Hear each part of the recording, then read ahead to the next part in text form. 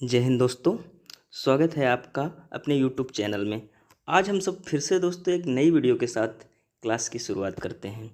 आज की हमारी क्लास सीटेट एग्ज़ाम के लिए बहुत ही महत्वपूर्ण है। आज हम सब सीटेट एग्ज़ाम के अंतर्गत संस्कृत सब्जेक्ट के जनवरी 2024 में आए हुए पेपर को सॉल्व करेंगे। जैसा कि दोस्तों आप सबको पता है कि हमारे YouTube चैनल पे आप सबको 2011 से लेकर 2024 तक के प्रीवियस ईयर को डेली सॉल्व कराया जा रहा है। तो चलिए दोस्तों, आइए क्लास को शुरुआत करते हैं। तो यहाँ से दोस्तों आपका संस्कृत का पार्ट स्टार्ट होता है। संस्कृत में दोस्तों 30 क्वेश्चन पूछे जाते हैं, जिसमें आपके 15 क्वेश्चन आपके गद्यांश पद्यांश से और 15 क्वेश्चन दोस्तों आपके पेड़ोबाजी से पूछे जाते हैं। तो चलिए हम लोग सबसे पहले गद्यांश को पढ़ते हैं और गद्यांश के आधार पर हम लोग क्वेश्चन आंसर को करेंगे। अधोलिखितं गद्यांशं पठित्वा प्रश्न संख्या 121 to 128 प्रश्नानां विकल्पात्मकोत्तरेभ्य उचिततम उत्तरम चित्वा लिखत। मतलब इस गद्यांश को पढ़ के प्रश्न संख्या 121 से 128 तक के उत्तर आपको देना है। तो चलिए इस गद्यांश को पढ़ते हैं दोस्तों। योगस्य परंपरा वेदेषु मूल रूपेण यद्धा सूत्रात्मक रूपेण सर्वा विद्याः सन्ति। योगस्य वर्णनपि सर्वासु वैदिक संहिता सुमूल रूपेण प्राप्यते। विश्वस्य सर्वे विद्वांसः स्वीकुर्वन्ति। एद्भ्यः विश्वस्य प्राचीनतमा ग्रंथाः सन्ति।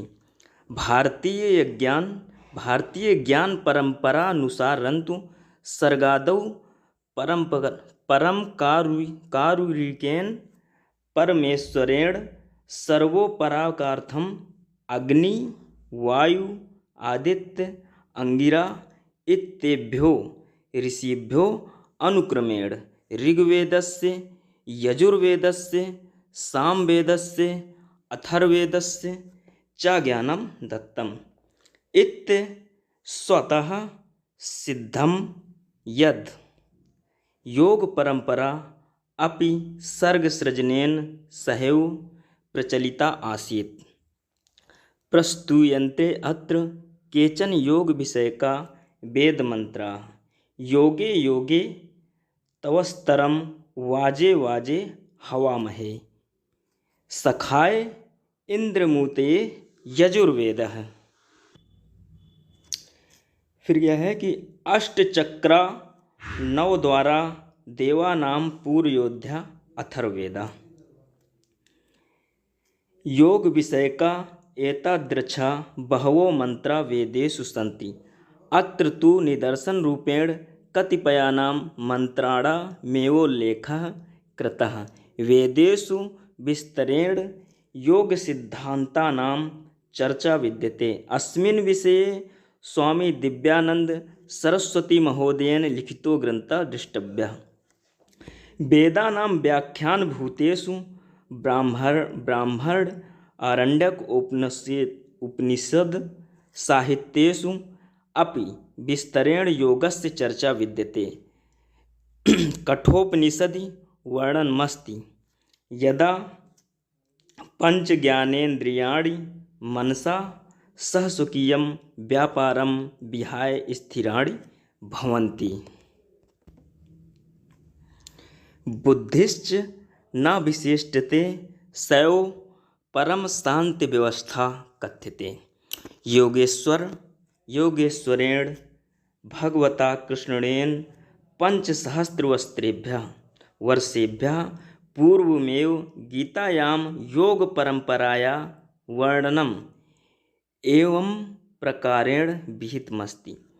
आदौ ईश्वरेण योगस्य ज्ञानं विवस्वते दत्तमासीत्। विवस्वान् मनवे योगशास्त्रं प्राह। मनुना इक्ष्वाकु अध्यापित। एवमुत्तरोत्तरं योग परंपरा प्रचलिता। अनन्तरम् अस्या योग परंपराया विलोपः संजातः। तस्यैव योगस्य ज्ञानमधुना मया ते दत्तम्। महाभारत युद्ध अनन्तरमेकवारं पुनर्विलुप्तेव संजाता योग परंपरा केवलं कतिपयेषु गिरिकन्दरासु तपस्या स्तरेषु ऋषिमुनिस्वेन सीमिता संजाता। लोके च योग विषये विविधा भ्रांता धारणाः प्रचलिताः। वर्तमान काले महर्षिणा दयानंद पुनः महर्षि पतंजलि योग दर्शनस्य वास्तविकं स्वरूपं प्रकाशितम्। तदनन्तरं महर्षि दयानन्दस्य अनुयायी भूर्भुवः प्रचारः कृतो योग परंपरायाः। तेषु स्वामिरादेवस्य अपूर्वं योगदानं वर्तते। भारतीय परंपरायादियोगी शिव इति मन्यते। आदिकाले शिवोन हिमालयस्थे कान्ति इति नाम सरोवरतीरे सप्तऋषिभ्यो योगस्य ज्ञानं दत्तमासीत्। एतैः सप्तभिः ऋषिभिस्त ज्ञानं संसारस्य विविधेषु भूभागेषु प्रचारितम्। शिवः हिमालयक्षेत्रस्याधिपतिरासीत्। शिवस्य राज्ये भागीरथेन गंगायाः प्रवाहः प्रवाहितः, यस्य आलङ्कारिकं वर्णनं पुराणे लभ्यते। 2700 ईसातः पूर्ववर्तितसु सिन्धुसभ्यतायां तथा च सरस्वती सभ्यतायां योगसनानां योगमुद्रा दीना पंच प्राप्यमाणाः साक्ष्या अपि प्रमाणयन्ति यद् भारते सुव्यवस्थिता योग परंपरा प्रचलिता आसीत्। महर्षि पतंजलिना महाभारत युद्धा प्राप्गेव योग दर्शने पंचन्युत्तरैकशततमेषु सूत्रेषु विभिन्नानां योग साधकानां योग साधना जन्य मनु अनुभवं संकलितमासीत्। योग सूत्राणां प्रथमं भाष्यं महर्षिणा वेदव्यासेन व्यास भाष्यमिति नामना लिखितमासीत्। तो इस पैराग्राफ के आधार पर दोस्तों हम क्वेश्चन को सॉल्व करते हैं। पहला क्वेश्चन है दोस्तों, सर्गादौ परमेश्वरेण सामवेदस्य ज्ञानम कस्मै प्रदत्तम। तो विकल्प ए क्या कह रहा है, आदित्याय, आंगिरसे, ब्राह्मणे या फिर वायवे। तो दोस्तों इसका सही जवाब आपका हो जाएगा आदित्याय। नेक्स्ट क्वेश्चन दोस्तों है कि विश्वस्य प्राचीनतमा ग्रंथा के सन्ति। ये पार्ट क्या कह रहा है, अवस्था, उपनिषदः, वेदाः, पुराणानि। तो दोस्तों इसका सही जवाब दोस्तों हो जाएगा वेदाः। नेक्स्ट क्वेश्चन क्या है, आदौ ईश्वरेण योगस्य ज्ञानम कस्मै दत्तमासीत्। तो इसमें ये पार्ट क्या है, इक्ष्वाकुवे, विवस्वते, भास्वते या फिर मनवे। तो दोस्तों इसका सही जवाब आपका हो जाएगा विवस्वते। विवस्वते इसका दोस्तों सही जवाब हो गया। अगला क्वेश्चन देखते हैं दोस्तों, योग विषय का एतादृच्छा बहवो मंत्रा इत्यत्र एतादृच्छा इत्यस्य उचिता निष्पत्तिरस्ति। एतत् प्लस द्रस प्लस कंज। दूसरा क्या है आपका, एतत् प्लस द्रस प्लस क्यूब। तीसरा पार्ट है आपका इदम प्लस द्रस प्लस छा। और चौथा पार्ट है दोस्तों एतत् प्लस द्रस प्लस अक्स। तो दोस्तों इसका सही जवाब दोस्तों आपका हो जाएगा चौथा पार्ट, एतत् प्लस द्रस प्लस अक्स। अगला क्वेश्चन है दोस्तों, योग दर्शने कति सूत्राणि सन्ति। 195 या फिर 194 या फिर 185 या फिर 205। तो दोस्तों इसका सही जवाब आपका 195 ए पार्ट हो जाएगा। अगला क्वेश्चन देखते हैं दोस्तों, वेद व्यासेन व्यास भाष्यमिति नामना लिखित मासीत इत्यत्र आसीत इत्यस्मिन् पदे को धातु कस्य लकारः। ये पार्ट में क्या है, अस धातु लंग लकार या फिर आस धातु लुंग लकार सी पार्ट आपका क्या है, अस धातु लुंग लकार, या फिर डी पार्ट आपका है आस धातु विधिलिंग लकार। तो दोस्तों इसमें सही जवाब आपका हो जाएगा पहला ए पार्ट हो जाएगा अस धातु लंग लकार। अगला क्वेश्चन है दोस्तों, अधोलिखितेषु अधो अंकितेषु सिंधु सभ्यतायाः कः कालः। 2700 ईसा पश्चात, 2700 ईसा पूर्वम, या फिर 1700 ईसा पूर्वम, और या फिर 1700 ईसा पश्चात। तो दोस्तों इसका सही जवाब आपका हो जाएगा 2700 ईसा पूर्वम। अगला क्वेश्चन है दोस्तों, अष्टचक्रा नौ द्वारा देवानां पूर्वयोद्धा इत्यस्य उल्लेखो कस्मिन् ग्रन्थे अस्ति। ऋग्वेदे, अथर्ववेदे, कठोपनिषदि, या फिर रामायणे। तो दोस्तों इसका सही जवाब आपको हो जाएगा अथर्ववेदे। चलिए दोस्तों अब हम दूसरा गद्यांश पढ़ते हैं, उसके आधार पर फिर क्वेश्चनों को सॉल्व करेंगे। भारतीय ज्ञान परंपरा यौमुधो निर्दिष्टा योगस्य सप्त पद्धतयः सन्ति। तद्यथा सांख्य योगः, ज्ञान योगः, कर्म योगः, भक्ति योगः, मंत्र योगः, लय योगः, और लास्ट है आपका हठ योगः। एषां समसा परिचयो अधोलिखितः। सबसे पहले सांख्य योगः, ज्ञान योगः। सांख्य योगस्य यद्धा ज्ञान योगस्य प्रथमो व्याख्याता महर्षि कपिल आसीत्।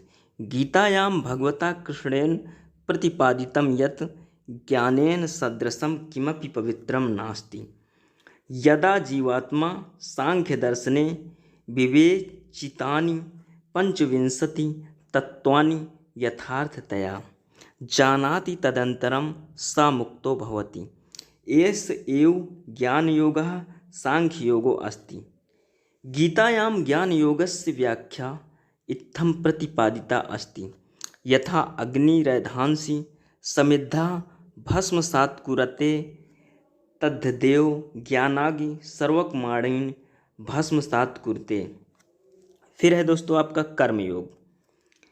कर्म फलेषु धिकारं विहाय आत्मानं निमित्तमात्रमंगीकृत यदा मानवः कर्मसु प्रवृत्तो भवति तदेव कर्मयोगः। यद्धा निष्काम कर्मयोगः इति कथ्यते। कर्मफलाधिकारत्यागस्य नास्त्यमाभिप्रायो यत् कर्मणः फलं तु प्राप्येषु तत्किमर्थं वयं कर्म कुर्मः। कारणकार्यसिद्धान्तानुसारं कृतकर्मणः फलं तु निश्चितमेवास्ति। अस्य अयमेव अभिप्रायो यदा यदा वयं कृतस्य कर्मणः फलप्राप्य अर्थमेव कर्मसु प्रवृत्तो भवामस्तदा वयं संशयग्रस्ताः, चिन्तातुराः, भयभीता इत्यादिभ्यो नकारात्मकेभ्यो विचारेभ्यो विचलिता भवामः। कृतस्य कर्मणः फलं प्राप्यस्ति न वा, कदा प्राप्यस्ति, काचित् बाधा तु नोपस्थिता भविष्यति इत्यादिभिः कारणैः कर्मसून्यूनता भवति।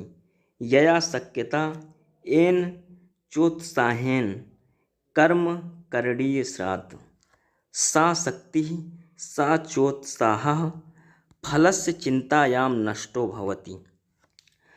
परिणामतः कर्मणि न्यूनता जायते। फलं तु कर्मण एव प्राप्यते। यदा कर्मणि न्यूनता जाता तदा फलेपि न्यूनता भविष्यति। अतः कर्मफलाकांक्षाम् अथवा कर्मफलाधिकारं विहाय अहर्निशं कर्तव्यकर्म करणीयमेव कर्मयोगे भवति। श्रीमद्भगवद्गीतायामस्य व्याख्या अधोलिखिता अस्ति। तव अधिकारः फलेषु नास्ति अपितु कर्मस्यो तवाधिकारः। त्वं कर्म मा त्यज नाचा कर्म फलेस्य हेतुर्भुः सफलतायां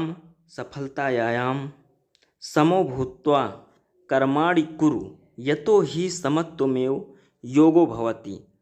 अन्यच्च योगस्य परिभाषा अस्ति कुशलतापूर्वकं कर्म अपि योग एव अस्ति। योगः कर्मसु कौशलम। भक्ति योगा के बारे में समझ लेते हैं दोस्तों। मनसा वाचा कर्मणा सर्वभावेन आत्मानं परमेश्वरार्पणं कृत्वा अजस्त्रं कर्तव्यमसु निरतमेव भक्ति योगः कथ्यते। भौतिकान् सर्वान् कामान् सर्वथा विहाय श्रद्धान्वितो भूत्वा सर्वकामनीश्वरार्पणं कृत्वा यस्य तस्यैव स्तुति प्रार्थनोपासनायां समयं यापयति सैव भक्ति योगस्य साधकः। वे दोस्तों मंत्र योगः। ईश्वरस्य मुख्यं नाम ओम अथवा गायत्र्यादीनां मंत्राणां जप काले यदा मंत्रेषु मन स्थिरं भवति सैव मंत्रयोगः कथ्यते। वाचिकम् उपांशुः मानसिकम् अजपाज पंचेति चतुर्विधा जप विधि। लय योगः सर्वदा अजस्त्र रूपेण ईश्वरस्य चिन्तने मनने एव यदा मनः संलग्नं भवति सैव अवस्था लय योगस्य भवति। ध्यानावस्थायां नादानुसन्धानं कृत्वा मनो नादे एव स्थिरीकरणं लय योगः कथ्यते। हठ योगः। हठ शब्दे हकारो ठकारश्चेत्यो शब्दो योग परंपरायां पारिभाषिको स्तः। हकारस्य अर्थो सूर्यस्वरः नासिकाया दक्षिणरन्ध्रेण चलन्तौ श्वास प्रवासौ। ठकारस्य अर्थो अस्ति चंद्रस्वरः मतलब नासिकाया वामरंध्रेण चलन्तौ श्वास प्रवासौ। फिर है आपका दोस्तों सूर्य चंद्र स्वरयोः सम्मेलनं कृत्वा सुषुम्नानां प्रवाहक रणमेव हकार ठकार योगो हठ योग इति कथ्यते। तो दोस्तों इस गद्यांश के आधार पर हम लोग अब क्वेश्चन को सॉल्व करते हैं। क्वेश्चन है दोस्तों अधो अंकितासु का योगस्य पद्धति नास्ति। पहला आंसर है भावातीत योग है या फिर राजयोग है या फिर कर्म योग है या फिर लय योग है। तो दोस्तों इसका सही जवाब आपका हो जाएगा पहला पार्ट भावातीत योग। अगला क्वेश्चन दोस्तों देखते हैं। सांख्य योगस्य प्रथमो व्याख्याता को अस्ति पतंजलि हिरण्यगर्भः कपिल या फिर व्यासः। तो दोस्तों इसका सही जवाब आपका हो जाएगा कपिलः। अगला क्वेश्चन दोस्तों है पंचविंशति तत्वानान्मोल्लेख कुत्र अस्ति योग दर्शने सांख्य दर्शने गीतायां या फिर ईशोपनिषदि में। तो दोस्तों इसका सही जवाब आपका हो जाएगा दूसरा सांख्य दर्शने। अगला क्वेश्चन दोस्तों अधनस्तेषु को जप विधि नास्ति उपांशु विधि वचिक विधि प्रांशु विधि या फिर अजपाज विधि। तो दोस्तों इसका सही जवाब आपका हो जाएगा तीसरा प्रांशु विधि। नेक्स्ट क्वेश्चन है दोस्तों फलंतु प्राप्यस्य तेव न तत् किमर्थम वयम कर्म कुर्मः इत्यस्य वयम इत्यस्य निष्पत्ति भवति। पहला क्या है इदम पुल्लिंगे प्रथमा विभक्तो वचने, दूसरा है अदस पुल्लिंगे प्रथमा विभक्तो बहुवचने और तीसरा है अस्मद स्त्रीलिंगे प्रथमा विभक्ति वचने और चौथा है दोस्तों युष्मत पुल्लिंगे प्रथमा विभक्तो बहुवचने। तो दोस्तों इसका सही जवाब आपका तीसरा हो जाएगा अस्मद स्त्रीलिंगे प्रथमा विभक्तो। अगला क्वेश्चन है दोस्तों आपका हठ योगे।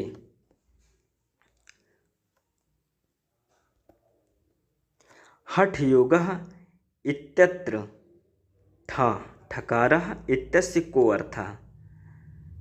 पहला पार्ट है नासिकायाद दक्षिण रंध्र श्वास प्रवासो, या फिर नक्षत्र सुरह, या फिर चंद्र सुरह, या फिर दोस्तों आपका सूर्य सुरह।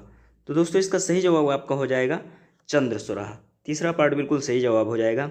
अगला क्वेश्चन है दोस्तों 135। क्वेश्चन क्या कह रहा है, तत्किमर्थम वयम कर्म कुर्मः इत्यत्र कुर्म इत्यस्य निष्पत्तिर्भवति। डुक्रंज लट लकारे उत्तम पुरुषे बहुवचने, या फिर दूसरा पाठ है डुक्रंज लट लकारे प्रथम पुरुषस्य बहुवचने, या फिर तीसरा पार्ट कह रहा है डुक्रिंज लट लकारे उत्तम पुरुषस्य बहुवचने, या फिर चौथा पार्ट है दोस्तों डुक्रिंज लट लकारे प्रथम पुरुषस्य बहुवचने। तो दोस्तों इसका सही जवाब आपका हो जाएगा ए पार्ट। अगला क्वेश्चन दोस्तों, प्रारंभिक अवस्थायाम आकलनस्य उपकरणानां प्रक्रियाणाम् अभिकल्पना च इत्थं प्रकारेण भवत्। पहला क्या है, येन शिक्षार्थिभ्यः परीक्षण पात्राणि परीक्षा च यथोचिताः सुस्पष्टाः च भवेत्। दूसरा क्या है, येन शिक्षार्थिनानाम् अधिगम अनुभवस्य स्वाभिविको विस्तारो भवेत्। अगला क्या है, शिक्षार्थिनां प्रगतेः छात्रस्य समग्र कक्षायां प्रदर्शन संदर्भे वर्णनम विश्लेषण भवेत्। और लास्ट आपका क्या है, अध्यापकाः सर्वेषाणां छात्राणाम् उपलब्धिमाकलनाय एकस्यां पद्धति रूपेण कर्तुं शक्नोति। तो दोस्तों इसका सही जवाब आपका बी पार्ट हो जाएगा।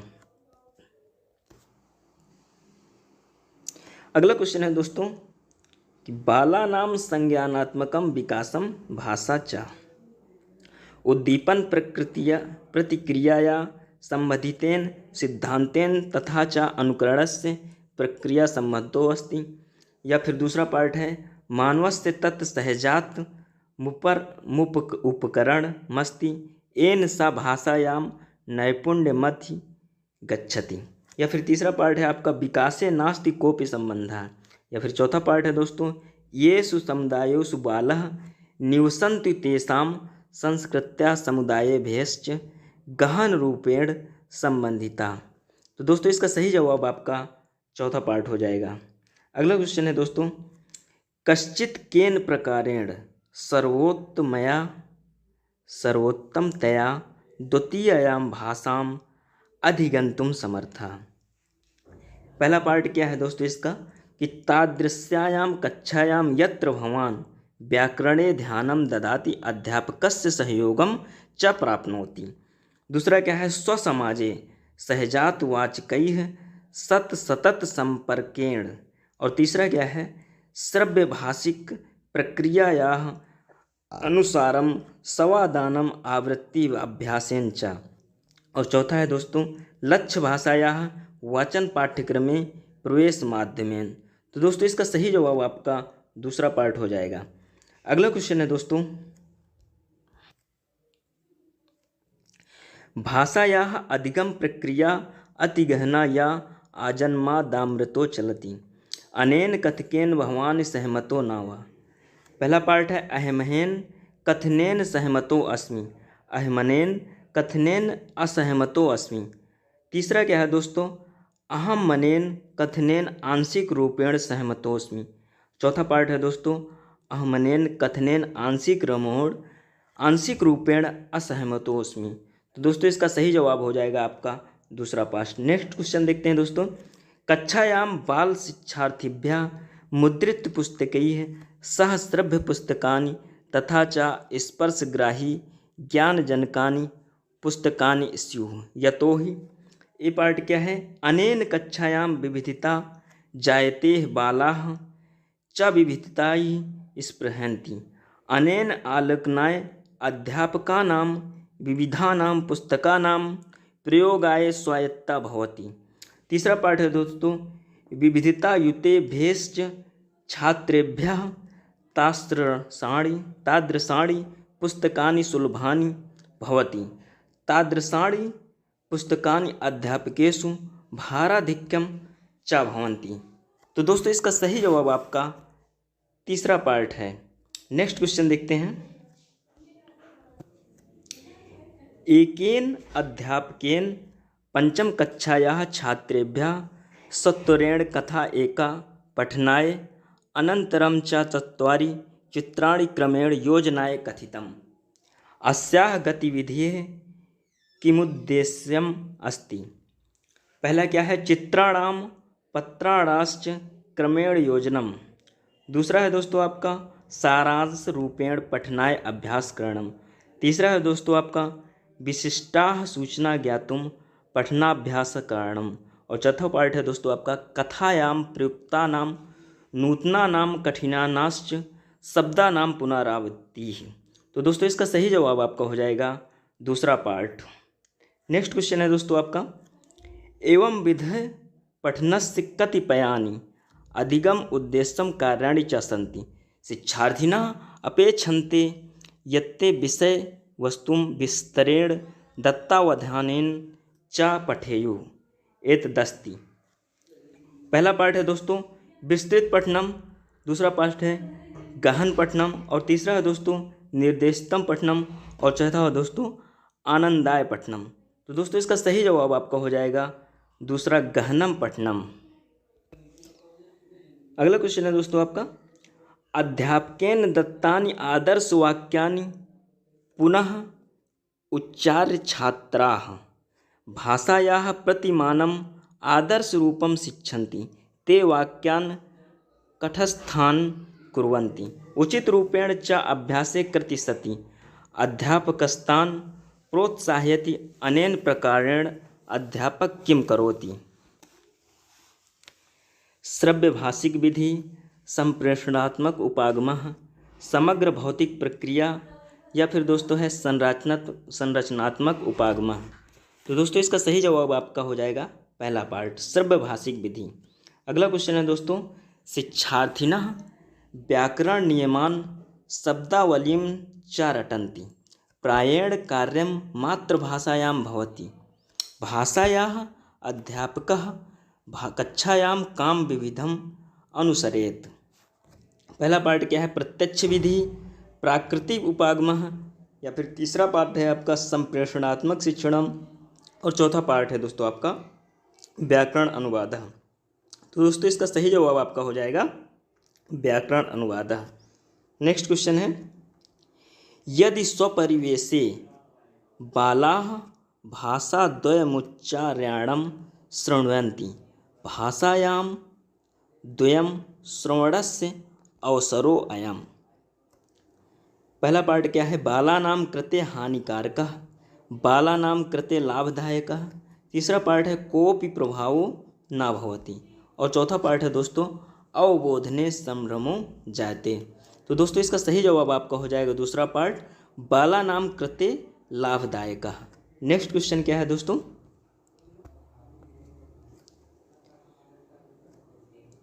पठन अधिगमे मुख्य बाधा अस्ति प्रेरणा तथा च उत्तम बाल साहित्योपलब्धि बाधा में ताम दूरीकरणाय। पहला पार्ट क्या है अध्यापकः गृह कार्यार्थम प्रतिदिनं पुस्तकमेकं पठनाय तान् प्रेरयन्तु। दूसरा पार्ट है दोस्तों अभिभावकान् प्रोत्साहनं कुर्युः यत्ते स्वगृहेषु लघु पुस्तकालयमेकं स्थापयेयुः।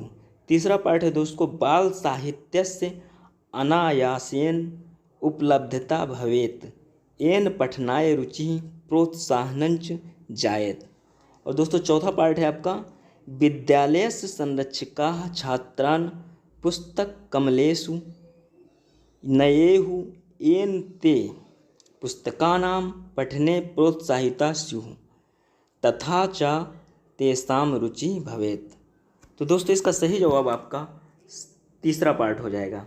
नेक्स्ट क्वेश्चन क्या है दोस्तों प्रारंभिक स्तरे भाषायाः कौशलम् आकलनाय भाषायाः अध्यापकाः कुत्र ध्यानं दद्यात्। पहला पार्ट है दोस्तों वर्णमालायाः अक्षराणां परिज्ञानाय, दूसरा पार्ट है दोस्तों विचारामादि चिन्हा नाम प्रयोगे। और तीसरा पाठ है दोस्तों इसका समुचित रूपेण पठने।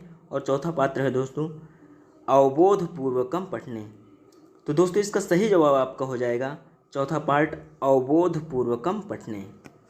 अगला क्वेश्चन दोस्तों देखते हैं कि एका सम्यक भाषण वदन गतिविधि सा अस्ति यस्मिन। पहला पार्ट क्या कह रहा है कि अध्यापकः सम्यक रूपेण व्याख्या करोति। और दूसरा पार्ट है शिक्षार्थिनः अधिकम शृण्वन्ति। और तीसरा पार्ट है दोस्तों शिक्षार्थिनः अधिकम आलपन्ति। और चौथा पार्ट है दोस्तों प्रामुख्येन वार्तालाप प्रियाणाम छात्राणाम मुख्य योगदानम भवेति। तो दोस्तों इसका सही जवाब आपका हो जाएगा तीसरा पार्ट शिक्षार्थिनः अधिकम आलपन्ति। अगला क्वेश्चन है दोस्तों पाठस्य प्रारंभे अध्यापकेन छात्राः समूहेषु विभक्ता कथितञ्च समाचारपत्रे पठितं रुचिकरम् आलेखमधिकृत्य विचार विनिमयं कुर्वन्तु। विचार विनिमयस्य परस्परवार्तालापस्य एषा प्रक्रिया किमर्थम् आसीत्। तो पहला पार्ट है दोस्तों इसको मौखिक पूर्वाभ्यासः। दूसरा पार्ट है नियंत्रितो मौखिकाभ्यासः। और तीसरा पार्ट है दोस्तों निर्देशितो मौखिकाभ्यासः। और चौथा पार्ट है दोस्तों सक्रियम श्रवणम। तो दोस्तों इसका सही जवाब आपका ए पार्ट हो जाएगा। नेक्स्ट क्वेश्चन और आज की क्लास का दोस्तों आपका ये लास्ट क्वेश्चन है समग्र भाषा उपागमः किमस्ति। पहला पार्ट क्या कह रहा है अर्थाधारितम। और दूसरा पार्ट है कौशलाधारितम। तीसरा पार्ट है दोस्तों ध्वनिना नामिश्रणम। और चौथा पार्ट है दोस्तों ध्वनिना संकेत संबंधे निष्कर्ष ज्ञापनम। तो दोस्तों इसका सही जवाब आपका हो जाएगा अर्थाधारित।